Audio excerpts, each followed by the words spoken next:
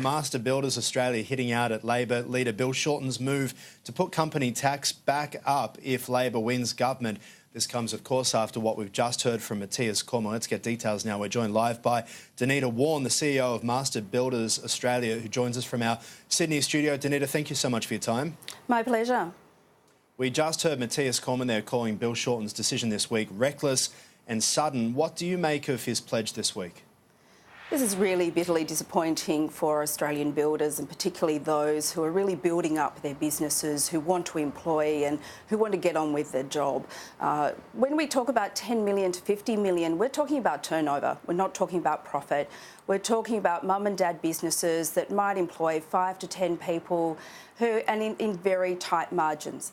They simply want business certainty, and this tit-for-tat politics that is going on at the moment does not provide them that business certainty. They want to plan ahead, they want to look at increasing employment, and they want to look at reinvesting into their business. And Bill Shorten is not giving us that at present. It is a bit cheeky, isn't it, to be talking about turnover instead of profit, because as we know with the building sector, there's not much that you can be certain of when it comes to building things and the sort of profit you are going to make. So to actually be talking about turnover, it can be a bit tricky. That's right, and certainly we've got to look at the Australian economy in very different terms. While we're having a good building boom in the east, things are pretty dire in the west and in South Australia. So we've got to ensure that we give every opportunity for those businesses to grow, for those businesses to plan, and to ensure that they can increase employment. We need a lot more people in our industry, but how on earth can people invest in our industry if they're having uncertainty and they're actually having tax relief ripped from them? We look back to the GFC and the aftermath of there, where there was so much uncertainty. Are you concerned that we'll see something like that? Certainly we've got to be careful. Yes, the forecast figures are very good for building and construction over the next 5 years, but we know things can easily fall over very quickly.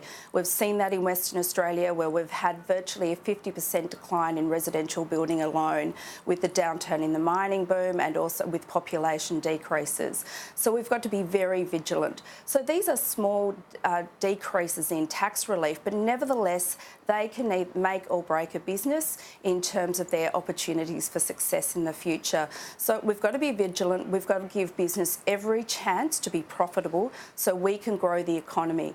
Building and construction is the second largest industry in Australia. We want to grow. We want to employ more people. We currently employ 1 in 10 people. Let's increase that. So let's not stop that employment growth. Let's actually encourage it. I know with a lot of builders, they're not afraid of speaking out when they hear something they don't like. What sort of feedback have you heard from your members since Bill Shorten spoke earlier this week? A level of frustration. They just want to get on with the job. They want tax relief. They want to succeed in their businesses, and they want to employ more people. I've been quite surprised at the frustration by our members saying, look, this is just enough is enough. We want to get on with the job and let all parties provide us business certainty to grow the economy. So we're simply imploring all our politicians to enable our businesses to grow, give them certainty, and if you can afford relief, let's go ahead and do it, which is what the government is currently doing at present. I know we're talking about Bill Shorten at the moment, but what about what Matthias Corman has just announced? There won't be any vote on the company tax cuts for businesses, of course, over $50 million. That would still affect a lot of builders in Australia as well. That's right, it does affect the remainder of our builders who are over 50 million turnover. There's still a large cohort. We obviously encourage any tax relief for our businesses. Nevertheless, you've got to be realistic in politics. If you can't get it through the Senate, you can't get it through. We've got to work harder and further through the winter break to see if we can get this through in the spring sittings. We just heard a bit of a cheeky quip from Matthias Corman talking about these by-elections coming up. They might be dealing with a new Labor leader. Is that something you'd like to see? Oh, look, that's up to the Labor Party to determine their leadership. We're just going to get on with the job and representing our members' interests. Denita, Wawn, appreciate your time today from Master Builders Australia. Pleasure. Thanks.